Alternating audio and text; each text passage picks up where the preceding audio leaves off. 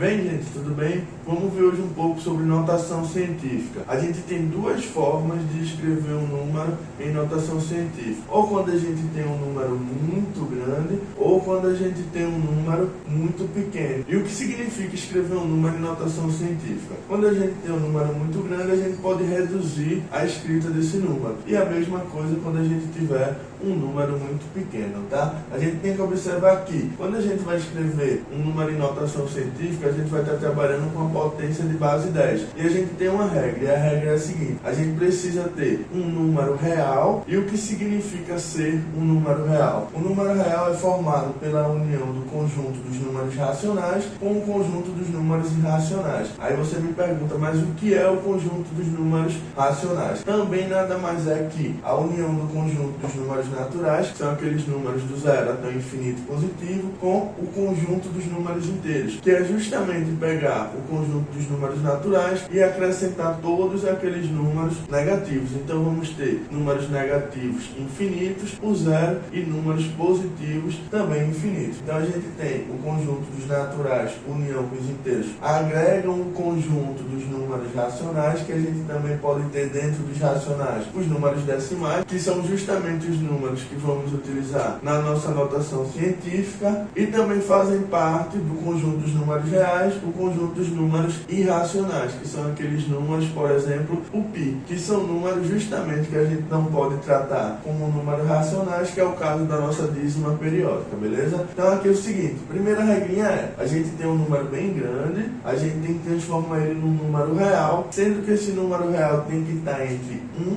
e 10. Então se a gente observar alguns números reais que a gente pode escrever entre 1 e 10, a gente tem um exemplo de 2,3, 4,25, 1,458. Então a gente pode observar o que com isso? Sempre antes da vírgula a gente vai ter apenas um numeral. Todos os outros numerais eles vão ficar nas casas decimais após a vírgula, beleza? Agora, transformando o nosso número num número de notação científica, a gente precisa transformar esse número num número real, sendo ele maior que 1 e menor que 10.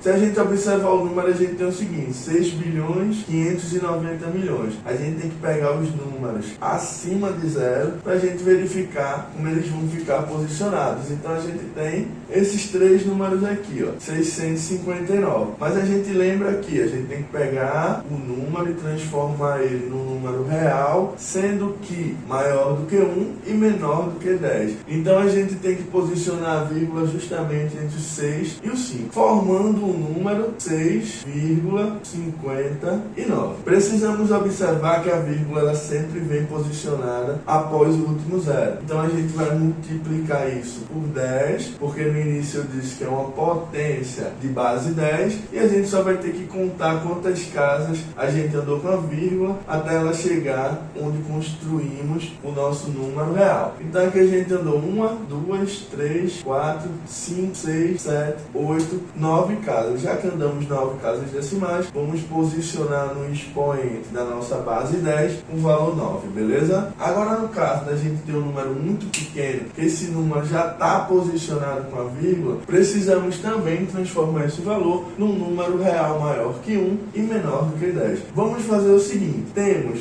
o número inteiro aqui, ó, 16, e o que a gente pode fazer? Precisamos transformar ele naquele número da regra. Então vamos posicionar a vírgula aqui, ó, que vamos ter o valor de 1,6 vezes 10. Agora vamos precisar contabilizar a quantidade de casas que a gente andou com a vírgula. Então temos 1, 2, 3, 4, 5, 6, 7, 8. Então a gente vai posicionar o 8 no expoente. E uma observação bem interessante: quando a vírgula vem posicionada após o último número e a gente anda da direita para a esquerda, o expoente vai ser positivo. E quando a vírgula já está posicionada no número e a gente tem que andar da esquerda para a direita nessa direção, a gente tem que o expoente ele é negativo. Mas aí a gente consegue observar bem a diferença dos números para quando a gente for precisar usar o expoente negativo ou o expoente positivo. Beleza, gente? Acompanhe aí para mais dicas e desafios.